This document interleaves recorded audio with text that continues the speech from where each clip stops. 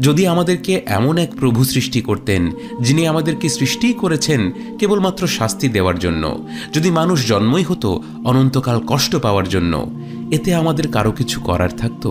আমরা কার কাছে আমাদের সুখে থাকার অধিকার চাইতাম? আলহামদুলিল্লাহ, বাস্তবতা এর সম্পূর্ণ বিপরীত। আমাদের সৃষ্টি করেছেন এমন এক স্রষ্টা যার দয়া ও অনুগ্রহের কোনো অন্ত নেই, যিনি আমাদেরকে সৃষ্টিই করেছেন অনবরত তার রহমত দ্বারা আবৃত করে রাখার জন্য। কিন্তু সেই সাথে তিনি আল আদল, সম্পূর্ণরূপে ন্যায় বিচার স্থাপনকারী। তাই যারা তার অনুগ্রহ উপভোগ করতে থাকে আবার অন্যদিকে স্বেচ্ছায় অপকর্মের দিকে ধাবিত হয়, তাদের রবের কাছ থেকে দূরে সরে যেতে চায়, তাকে তিনি তার প্রাপ্য পরিণতিই দেবেন।